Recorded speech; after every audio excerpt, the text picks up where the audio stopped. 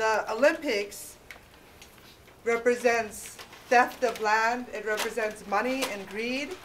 The Olympic sponsors of the Olympics, such as McDonald's, Royal Bank of Canada, General Motors, you know, all of the Coca-Cola, all of these corporations, they represent money, and they're looking at making big money off of the Olympics. In 2002, our grandmother Irene Billy and my brother Skahis Manuel traveled to Switzerland to make a submission, a formal submission to the International Olympic Committee, opposing that they give the bid to Vancouver Whistler. And they cited all of the human rights and Indigenous rights violations that Canada has taken part in, including the residential school system, the Indian Act, the reservation system, forcing our people off the land into these prisons, reservations. Canada is not the best place in the world to live for Indigenous people. It's not an upstanding crusader of human rights. And we know that. They say they're like one or two at the top of human rights. Yet the Indigenous people, the status Indians living on the reserve, are right down there with any third world country. And you can see that when you go into Native communities. You know, this is why we are fighting. The issue here that we come and we speak about is land and freedom.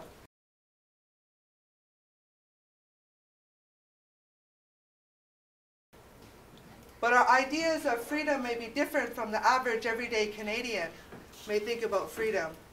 Our freedom is so we could travel on our lands untouched like our ancestors, like our great-great-grandmothers and our great-great-grandfathers had, where we could walk free without even being interrupted by anybody. No tourists, no vehicles, no helicopters, no police.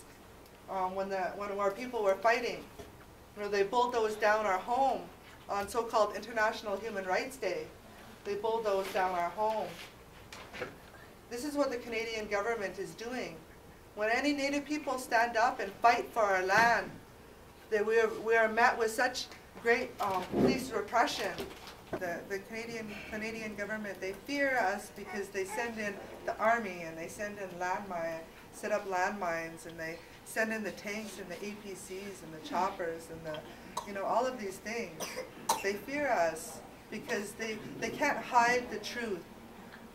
When the truth comes out, they can't hide it because the truth is the truth. This is our land and we are defending it. We are fighting for it so our children could breathe fresh air and so we could drink clean water. One of the elders from the territory of the Pachidat territory, she was jailed and arrested for blocking that Sea to Sky highway, and she was given 14 days by a racist Supreme Court judge. She got very sick in there with pneumonia, and a week and a half after, in the hospital in Vancouver, she passed away. And some of her last words were, "Never give up the fight. You know, never give up the struggle for our lands." But we have to deal with being forced onto the reservation system, our land stolen from us. We have to deal with empowering our young people, decolonizing the young people so we could fight for our land. I was thrown in jail and I was held on they called it the dark side on VCCW. It was the intake unit, because I was in there with all the Native women that were getting off drugs, that were pulled off the streets, the prostitutes and the drug addicts. And then a lot of them would say, "Oh no, it's all my fault why I'm in here. It's my fault." But I would tell them, no, it's not your fault.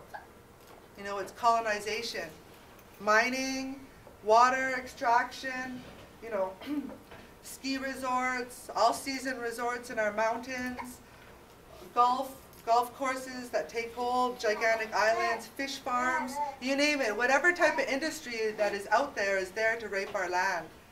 And the Premier of British Columbia, like the Prime Minister of Canada, they're all looking into making big money.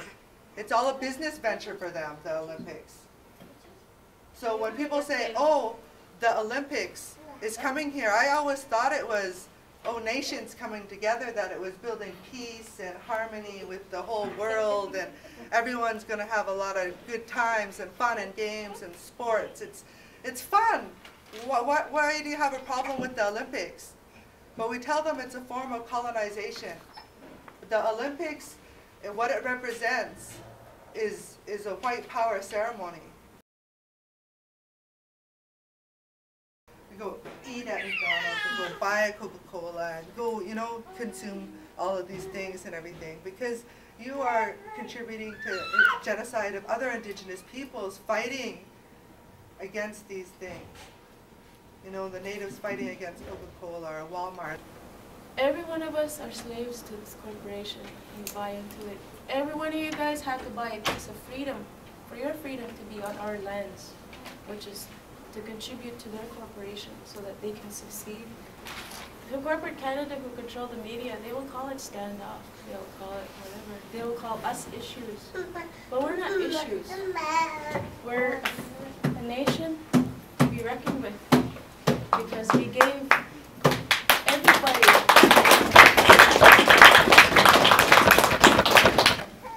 maybe start underground media outlets. They're not governed by CBC or corporate Canada.